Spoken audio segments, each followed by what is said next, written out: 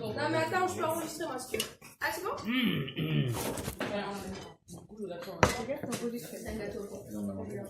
Donc, Sanche m'a demandé de vous parler de l'exhortation apostolique Gaudete et Exultate en date du 19 mars 2018. Alors d'abord, quelques points de traduction, d'explication. Donc, Gaudete et Exultate, en latin, veut dire soyez dans la joie et l'allégresse. Tout texte du pape, en fait, est intitulé par les premiers mots du texte. Et donc là, cette exhortation commence par Gaudete et Exultate, soyez dans la joie et l'allégresse, qui est donc un extrait des Béatitudes dans l'évangile selon saint Matthieu, chapitre 5, verset 12. Alors j'ai dit que c'est une exhortation apostolique. Qu'est-ce qu'une exhortation apostolique? C'est une recommandation du pape aux fidèles, et à la différence de l'encyclique, qui elle a une valeur juridique, qui traduit un aspect du magistère de l'Église, de la position officielle de l'Église sur tel ou tel point, l'exhortation, elle plaide plus pour l'engagement des personnes à qui elle est destinée, à savoir souvent les fidèles laïcs, mais aussi les prêtres ou les évêques, pour prendre une voie particulière. Donc l'exhortation, le verbe exhorter, c'est ça, c'est le pape exhorte, donc nous donne, nous conseille, nous demande de nous engager dans telle ou telle chose. Bon là, dans la voie de la sainteté, puisque c'est une encyclique sur la sainteté, sur l'appel à la sainteté dans le monde actuel, plus précisément.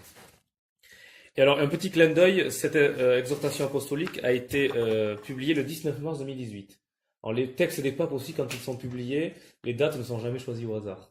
Ici, 19 mars 2018, donc 19 mars, la fête de Saint-Joseph, qui est un modèle de sainteté par excellence, de par son obéissance, la chasteté, la pauvreté de Nazareth dans laquelle il a vécu, son humilité, le fait que c'est un homme juste, un protecteur, etc., etc. Donc les dates ne sont jamais choisies au hasard, et par là il prend aussi Saint Joseph comme exemple.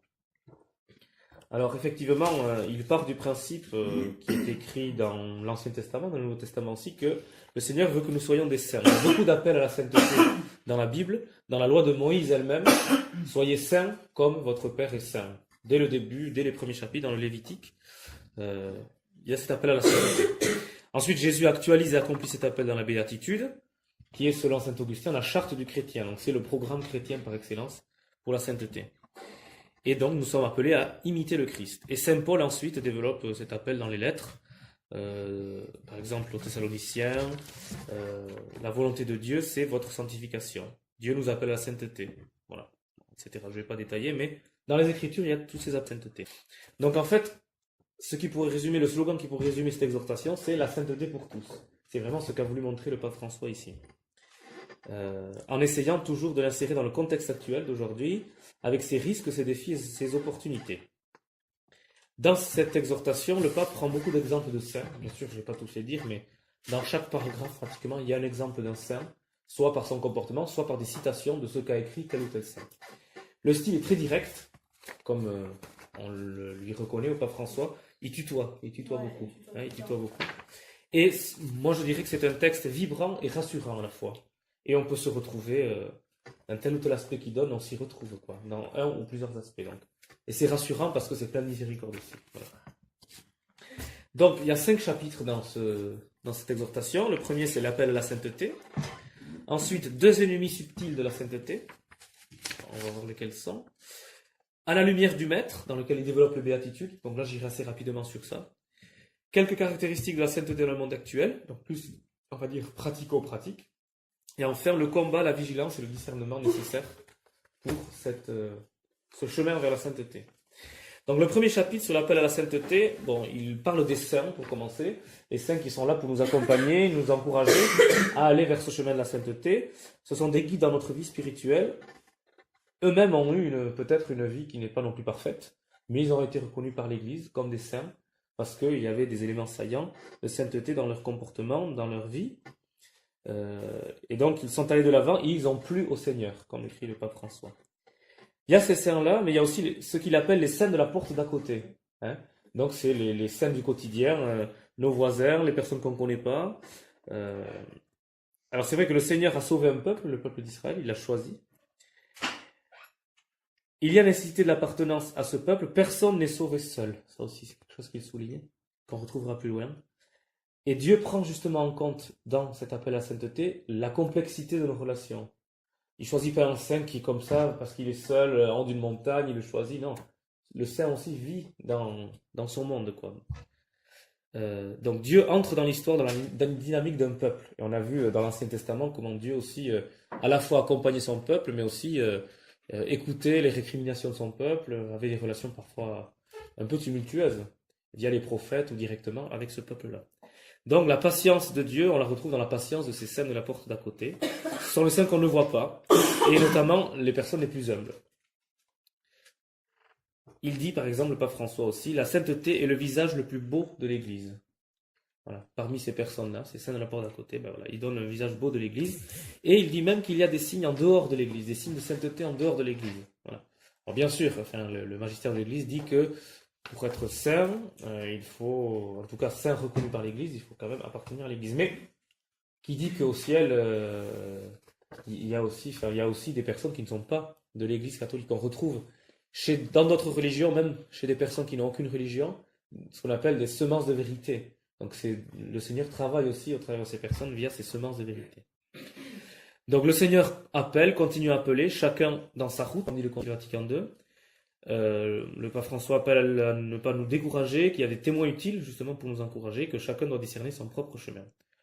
Il fait un petit clin d'œil aussi au génie féminin dans le texte, avec voilà, le génie féminin qui sait un peu peut-être discerner certaines choses. Voilà. Et il y a un paragraphe qui s'appelle dans ce chapitre « Pour toi aussi ». Donc ça résume un peu tout, quoi. La sainteté pour tous, qui n'est pas réservée que à ceux qui ont la possibilité de prendre la distance par rapport aux occupations ordinaires. Au contraire, la sainteté, c'est dans les occupations ordinaires, justement. On y reviendra un peu plus loin. On est appelé là où on se trouve chacun. Et il s'agit de laisser la grâce du baptême porter du fruit en nous, partout où on travaille, où on étudie, où on vit. Ne pas se décourager, encore une fois, il le dit souvent, ça. L'Église, bien sûr, c'est le lieu où on trouve l'ensemble des outils, à travers les sacrements, pour avancer vers ce chemin de la sainteté, mais aussi au travers de la lecture de la parole de Dieu, des pèlerinages, de la vie en communauté, du culte aux saints, etc., etc. Donc ce sont par des petits gestes. Notre mission dans le Christ, donc en fait la sainteté, tout simplement, c'est vivre les mystères de la vie du Christ en union avec lui, dans le monde dans lequel on est. C'est vrai que ça c'est une définition qu'on pourrait retenir de la sainteté. S'associer à la mort et à la résurrection du Christ d'une manière unique et personnelle. C'est la charité pleinement vécue, comme le Christ l'a vécu. Se laisser transformer et renouveler même au milieu des erreurs. Et Dieu sait si dans le monde qui nous entoure, il y en a. Et donc, je l'ai dit tout à l'heure, c'est dans les activités ordinaires que réside aussi la sainteté, en tout cas pour nous. Et tout doit être intégré, incorporé dans ce chemin vers la sainteté. On dit souvent, on a tendance à croire que la vie spirituelle, c'est ce qui concerne la relation avec Dieu uniquement, et puis que le reste est à côté. Non. La vie spirituelle doit tout intégrer, tout incorporer. Le pape nous le redit ici. Bien sûr, avec l'aide de l'Esprit Saint.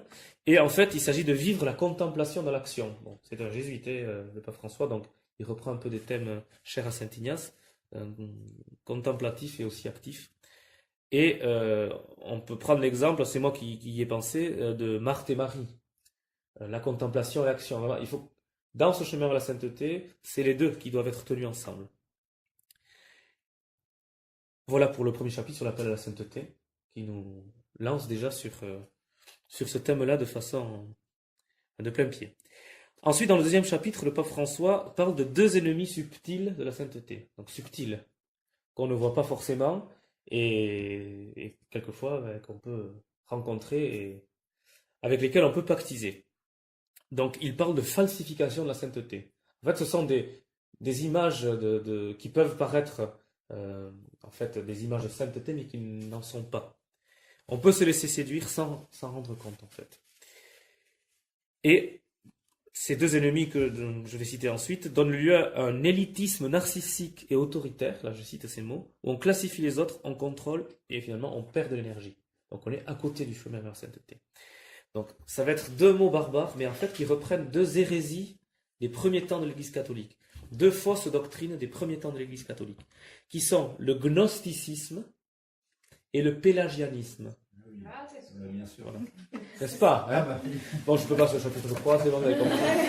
Alors, il précise le gnosticisme actuel et le pélagianisme actuel, parce que le gnosticisme, c'est le second siècle, là, après Jésus-Christ, avec un certain Marcion, enfin, bon, vous chercherez, vous regarderez, mais la gnostique, Gnosis, hein, c'est la connaissance. Bon, je vais vous dire ce que c'est, mais voilà.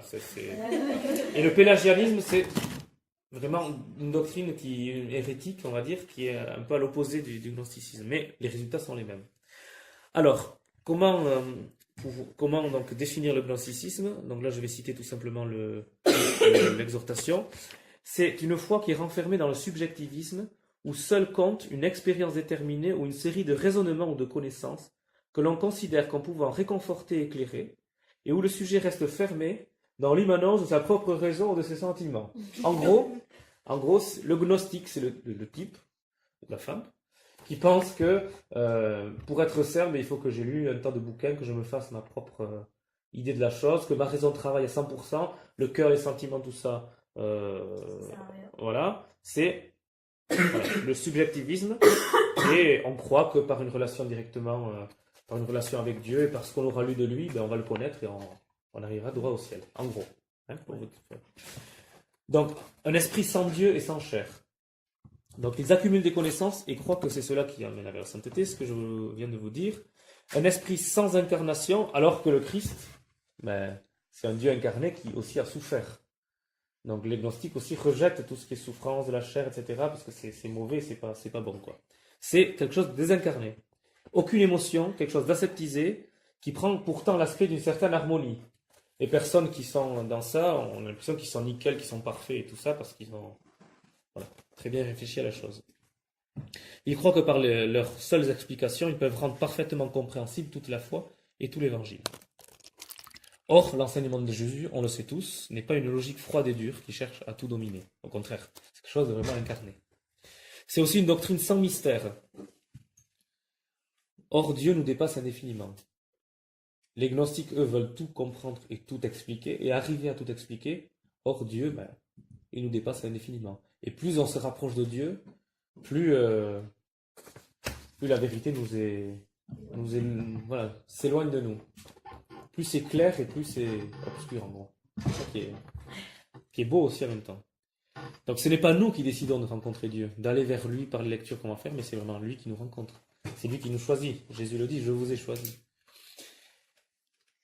Et celui qui veut que tout soit clair et certain prétend dominer donc cette transcendance de Dieu. Donc c'est très grave quand même.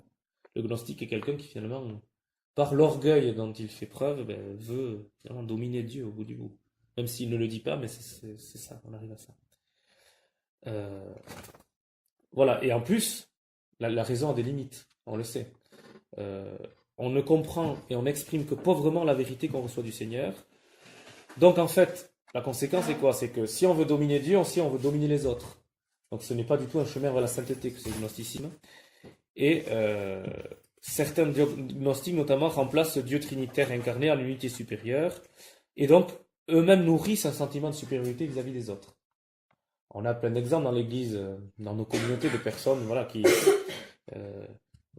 qui présentent tous ces critères-là, mais nous aussi on peut être quelquefois amenés à être un peu gnostique, je ne sais pas, notamment quand on a des personnes en face qui ne croient pas, qui nous posent plein de questions, et puis on veut absolument répondre à tout, puis là on se sent, ça y est, je suis supérieur, je sais plein de choses sur Dieu, mais bon. Donc ça appelle beaucoup aussi à l'humilité, il y revient plus tard. Et il prend l'exemple de Saint Bonaventure qui a dit, donc un saint du Moyen-Âge, qui a dit que la vraie sagesse chrétienne ne doit pas être séparée de la miséricorde envers le prochain. Donc certes, c'est important de connaître Dieu, d'aller vers lui, quand on a la possibilité de lire des écrits de théologie, de philo, ou même des témoignages, etc. C'est très important, mais il ne faut pas oublier la miséricorde envers le prochain, il ne faut pas oublier l'autre, il ne faut pas oublier qu'on fait partie d'une communauté, il ne faut pas oublier nos sentiments, ni la transcendance infinie de Dieu. Voilà pour la première falsification de sainteté. La deuxième, c'est le pélagianisme, donc c'est tout à fait autre chose, qui dit que la vie que nous menons, et uniquement la vie que nous menons, est celle qui nous mène à la sainteté. Voilà, donc. Le pouvoir que les gnostiques attribuent à l'intelligence, les pélagiens, eux, l'attribuent à la volonté, à l'effort personnel seul. C'est-à-dire qu'il n'y a que notre effort personnel et proprement humain qui va nous arriver à la sainteté. Donc, on oublie la relation, enfin, on oublie la grâce, en gros c'est ça, on oublie la grâce, on oublie le don gratuit de Dieu, on oublie les sacrements, on oublie tout ce que les autres et tout ce que l'Église peut nous apporter, tout ce que Dieu peut nous apporter par la grâce, c'est uniquement notre propre volonté. Voilà. Donc c'est une volonté sans humilité ici aussi. Hein. Faire confiance uniquement en nos propres forces et se sentir aussi supérieur aux autres finalement. Ça veut dire qu'il y a aussi un esprit de compétition derrière ça. Donc on nie en fait que les fragilités humaines ne sont pas complètement et définitivement guéries par la grâce. Donc l'absence de reconnaissance douloureuse de nos limites empêche la grâce de mieux agir en nous. Parce qu'on ne reconnaît pas en fait nos limites. Là, c'est la volonté à 100%, et puis il n'y a que la volonté qui... Voilà, on ne demande pas la grâce pour nous aider. On ne demande pas l'Esprit Saint, on ne demande rien.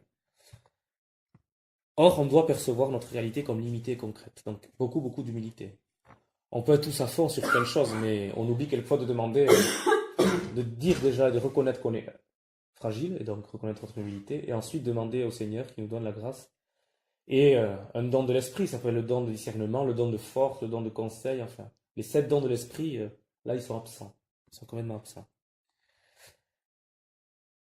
Et donc après, bon, je vais rapidement, mais c'est vrai qu'on oublie, c'est un enseignement de l'Église, ça. Il y a eu des doctrines pélagiennes, et il y a eu beaucoup de conflits au sein de l'Église sur la volonté. Comment la volonté et la grâce. Voilà, certains qui soutenaient que c'était la volonté qui était donc première, les pélagiens, et d'autres et donc qui oubliaient la grâce. Donc il y a eu des combats entre théologiens. Donc ce que nous dit le pape François, c'est que c'est seulement à partir du don de Dieu, librement accueilli et humblement reçu, donc accueillir librement et humblement reçu, que nous pouvons coopérer par nos efforts à nous laisser transformer vers la sainteté. C'est-à-dire qu'il y a les deux. Ça ne veut pas dire qu'il n'y a que la grâce et puis j'attends que la grâce vienne et je fais aucun effort. Ce n'est pas non plus je fais que des efforts et puis la grâce je l'oublie. Non, c'est les deux. Il faut concilier les deux. Et donc il parle des nouveaux pélagiens qui sont les adorateurs de la volonté humaine et de ses propres capacités, avec une autosatisfaction égocentrique et élitiste dépourvue de l'amour vrai. Il frappe très fort. Obsession pour la loi, fascination de pouvoir montrer les conquêtes sociales et politiques, et la vaine gloire liée aux affaires pratiques. Donc là, on n'est que dans le pratico-pratique, on oublie complètement l'aspect contemplatif ici. Et donc le risque, c'est que l'Église devienne la propriété d'un petit nombre de personnes qui sont à fond et qui veulent tout gouverner par leur propre volonté. Et on soumet la vie de la grâce à quelques structures humaines. Voilà pour les deux risques auxquels on peut être confronté, le gnosticisme d'une part et le pélagianisme d'autre part. Donc là, je trouve qu'il frappe assez fort, et ce qui est intéressant, c'est qu'il reprend des doctrines hérétiques des premiers temps de l'Église, et puis du Moyen-Âge un petit peu aussi. Et en fait, voilà, c'est pas encore terminé, même si l'Église a tranché dans les textes et que le combat n'est pas terminé. Et on peut tous aussi être un peu aveuglés par ces différentes falsifications. Le 3e chapitre, il intitule « À la lumière du Maître ». Là, il part des béatitudes.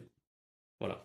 Et le pape nous dit que la sainteté vise en fait à mettre en œuvre chacun à sa manière ce que Jésus déclare dans les béatitudes. Heureux, en fait, on pourrait remplacer par saint. Voilà. C'est le même. Ça pourrait être synonyme. Donc, c'était déjà un texte qui allait à contre-courant. Et aujourd'hui, encore plus peut-être, mais les béatitudes, on est amené à les vivre dans le monde actuel à contre-courant, alors que le monde nous attire vers d'autres directions. Mais le pape nous dit que nous pouvons vivre les béatitudes que si l'Esprit Saint nous envahit avec toute sa puissance. Donc n'oublions pas l'Esprit Saint. On a quelquefois tendance à oublier que l'Esprit Saint aussi, on ne l'invoque pas toujours. Et pourtant, c'est lui qui nous aide à cheminer vers la sainteté. Donc ensuite, bon, je ne vais pas revenir sur les béatitudes. Il détaille chaque béatitude en l'appliquant à aujourd'hui, en fait. À aujourd'hui et à notre agir chrétien dans le monde. Voilà. Bon. Je prends juste un exemple sur...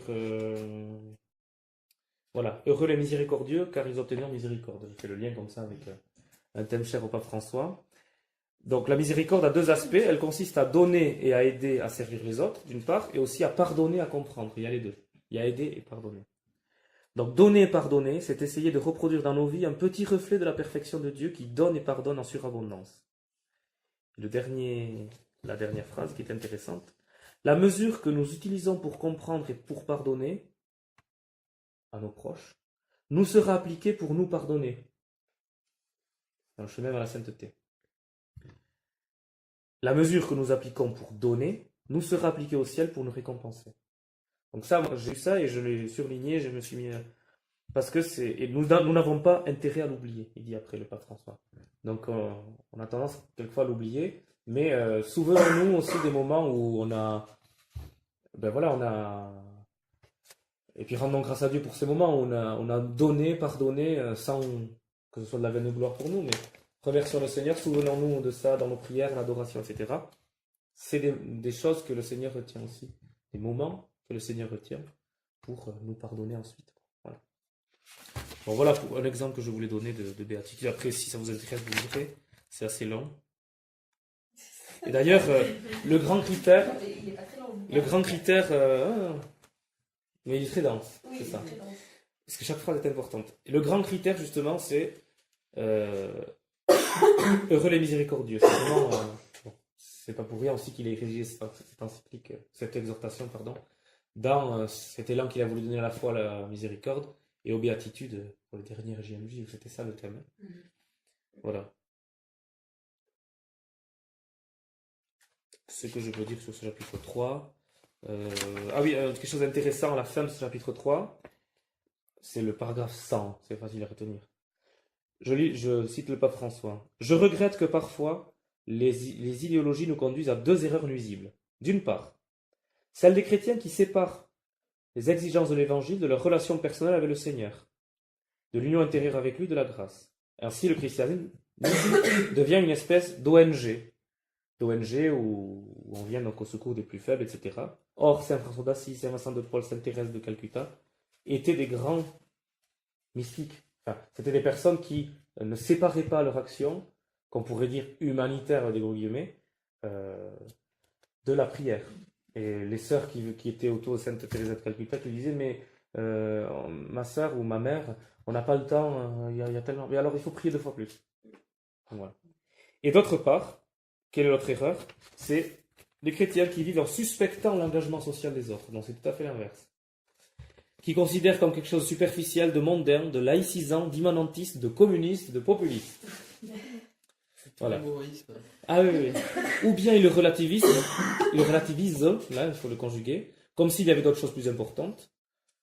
Ou bien, comme si ça les intéressait seulement, ou si seulement une certaine éthique les intéressait, on va choisir qu'une partie, puis le reste, on va laisser aux autres. Donc là aussi, encore une fois, il faut tenir les deux. C'est-à-dire que l'action, la charité, les œuvres de charité qu'on peut produire ne doivent pas être déconnectées de la prière, et inversement. Voilà. La foi sans les œuvres, enfin, c'est Saint Jacques, la lettre de Saint Jacques, qui dit que la foi sans les œuvres, c'est rien du tout. Et on peut le mettre dans le sens aussi. Voilà. Ah oui, et puis sur la prière aussi. Nous oublions parfois que le critère pour évaluer notre vie est avant tout ce que nous avons pour les autres. Bon, voilà. La prière a de la valeur que si elle alimente un don de soi quotidien par amour. Là aussi, ça rejoint un peu ce que j'ai dit, mais c'est le lien entre la prière et les œuvres de charité. Voilà. 4e chapitre, avant-dernier chapitre, c'est bientôt fini. Oui. C'est quelques caractéristiques de la sainteté dans le monde actuel. Donc il y a des moyens de sanctification qu'on connaît déjà, les méthodes de prière, les sacrements, etc., etc. Mais quelles sont ces caractéristiques aujourd'hui? C'est les grandes manifestations de l'amour envers Dieu et le prochain. Donc il en cite plusieurs. L'endurance, la patience et la douceur. C'est des caractéristiques de la sainteté. Voilà comment on doit être. Voilà des comportements qui nous invitent à épouser. Donc endurance, patience et douceur. Et c'est cette force intérieure en fait, dans laquelle on puise cette endurance, cette patience, cette douceur, qui est l'œuvre de la grâce, donc il ne faut pas oublier non plus la grâce, la prière, qui nous préserve de la contagion de la violence qui envahit la vie sociale. Parce que la grâce apaise la vanité et rend possible la douceur du cœur.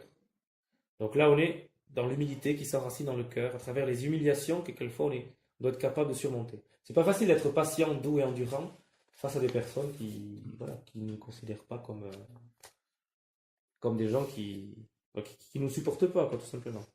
Donc il met en parallèle avec l'humiliation du Fils et l'humilité du Père dans la longue marche d'Israël. Ensuite, il parle de joie et de sens de l'humour. Donc là, il y a plein de saints, et c'est assez intéressant, comme saint Thomas More ou saint Philippe Néri, ou même saint Jean Bosco, voilà, qui sont vraiment des apôtres de la joie et qui ont un sens de l'humour très, très, très important. Donc, il nous demande d'avoir un esprit positif et rempli d'espérance. Quelque chose de bien qui nous dit, c'est que la mauvaise humeur n'est pas un signe de sainteté. Alors, il écrit tel quel. Bon, là, il prend plein d'exemples. La joie qui est très présente dans l'Ancien Testament, dans le Nouveau Testament. Voilà. Ça ne doit pas nous décourager. Hein. Non, voilà. Mais ça m'a fait. Voilà. C'est vrai qu'on a été très et la toute la soirée. Hein. Et la joie véritable se vit en communion. Donc, voilà. Elle se partage, elle se distribue. Donc, il ne faut pas qu'on la garde pour nous non plus. Ensuite, une autre caractéristique, c'est l'audace et la ferveur. Alors là, il fait le lien avec l'évangélisation, notre esprit missionnaire qu'on doit avoir, et ne pas avoir peur de sortir de nos sécurités, de notre confort. La compassion et la miséricorde de Jésus, dans les évangiles, incite à se lever, à aller de l'avant et à aller en mission. Souvent, quand il guérit les malades ou quand il pardonne les péchés, Jésus dit ensuite, va, ta foi t'a sauvé. Lève-toi, marche. Donc, en fait, cette miséricorde de Dieu, cette compassion nous invite, de Jésus, de Dieu, nous invite à cette ferveur-là. Ne pas nous habituer à marcher dans des périmètres sûrs. Voilà. À aller aux périphéries. Dieu lui-même s'est fait périphérie. Voilà ce que dit le pape François. Dieu lui-même s'est fait pauvre. Alors ensuite, il dit voilà quels sont deux cadres particuliers dans lesquels on peut vivre cette endurance, cette patience, cette douceur, cette joie, sans de l'humour, audace et ferveur. C'est en communauté. Alors bien sûr, les communautés religieuses, bon, elles vivent ça de façon... Elles sont incitées à vivre ça de façon plus rapprochée encore. Mais nous-mêmes, en fait, il faut qu'on soit attentif aux détails, aux petits détails de chaque jour. Et là, il a une liste, il met une liste, il écrit voilà, une liste de détails, c'est très intéressant, de Jésus. Le petit détail du vin qui était en train de manquer lors d'une fête. Le petit détail d'une brebis qui manquait. Le petit détail de la veuve qui offrait ses 2 piécettes. Le petit détail d'avoir de l'huile en réserve pour les lampes au cas où tarderait le fiancé. Le petit détail de demander à ses disciples de vérifier combien de pain ils avaient. Et enfin, le petit détail d'avoir allumé un feu de braise avec du poisson posé dessus tandis qu'il entendait les disciples à l'ombre. Donc c'est les détails auxquels Jésus a été attentif et auxquels nous aussi, dans nos communautés, on doit être attentif.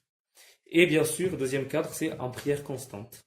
La sainteté, c'est l'ouverture habituelle à la transcendance, c'est-à-dire que dans ce chemin vers la sainteté, il faut qu'on s'habitue, même si on n'est pas habitué, à nous ouvrir à la grandeur et au mystère de Dieu. Donc, avec ce besoin que nous avons de communiquer avec Dieu. Sainte Thérèse d'Avila parlait d'un commerce intime d'amitié avec Dieu. Cette amitié qu'on doit avoir avec Dieu. Voilà. Ce commerce, cet échange avec Dieu, en fait. On parle à Dieu, Dieu nous parle. Donc, ne pas avoir peur d'être dans la solitude aussi. Les deux. Là aussi, il faut tenir à la fois solitude, vie de prière, et aussi vie avec les autres. Voilà. Ne pas être trop dans la solitude et trop être dans le spiritualisme. Ne pas être non plus dans l'engagement qui serait trop engageant et dans lequel on oublierait la transcendance. Voilà. C'est très souvent pas binaire, mais c'est très souvent deux choses qu'il faut tenir ensemble dans ce texte toujours. Et enfin, le dernier chapitre, c'est sur le combat, la vigilance et le discernement. Donc là, on retrouve les thèmes chers aussi à saint Ignace de Loyola. Donc là, il parle du diable, il commence par parler du diable en disant que le diable existe. N'allez pas croire que le diable n'existe pas, c'est ce qu'il nous dit. Il faut d'abord admettre son existence pour comprendre la force destructrice du mal. Il n'y a qu'à écouter Jésus qui nous dit, quand il nous apprend la prière de notre Père, délivre-nous du mal à la fin. Donc c'est que le mal existe. Voilà, nous devons rester éveillés et confiants, les deux, éveillés et confiants là aussi. Donc c'est assez rassurant. Le chemin de sainteté, de toute façon, c'est une lutte. On a plusieurs armes que sont la foi, la prière, la méditation de la parole, la messe, l'adoration, la réconciliation, etc., etc. Je cite le pape François, le triomphe chrétien est toujours une croix qui est étendard de victoire. Donc le triomphe est une croix. Le triomphe est la croix, si on pourrait dire. Et dans cette vigilance, on doit faire attention à la corruption spirituelle. Et ça, c'est quand on croit qu'on ne commet pas de fautes graves. En gros, on est aveuglé. On est conforté dans des péchés qu'on peut commettre en se disant non, mais ça c'est pas grave, je suis habitué, donc maintenant, voilà, ça passe. Corruption spirituelle. Et enfin, le discernement, qui nous appelle à examiner ce qu'il y a en nous par ce qu'on appelle l'émotion de l'esprit, nos consolations, nos désolations. Il y a des fois où je suis très heureux, il y a des fois où ça me procure de la désolation, donc je dois plutôt aller vers les choix ou les moments dans lesquels je suis heureux. Et le discernement nous appelle aussi à examiner ce qu'il y a en dehors de nous, ce qu'il appelle les signes des temps. On dit tout ça, c'est un signe, là c'est un signe, là c'est un signe, mais oui, les signes des temps nous amènent à discerner. C'est-à-dire savoir si une chose vient de l'Esprit Saint ou de l'Esprit du monde, voire de l'Esprit du diable. Et il faut demander, le pape nous exhorte à prier et à demander le don du discernement. Pas seulement pour des moments extraordinaires, pour des grandes décisions qu'on doit prendre, mais même sur des petites décisions. Et je vous ai dit, en citant le pape François au début, que la sainteté, c'est dans aussi les choses ordinaires. Les scènes d'apport d'à côté, l'humilité, c'est dans des petites choses. Alors bien sûr, le discernement spirituel n'exclut pas les apports des autres connaissances, mais les transcende. Le discernement, à la fois, inclut et dépasse la raison et la prudence.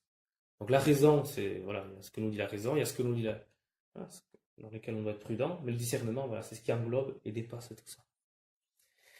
Donc, le pape nous invite à être dans le silence de la prière et aussi être disponible à écouter le Seigneur et les autres.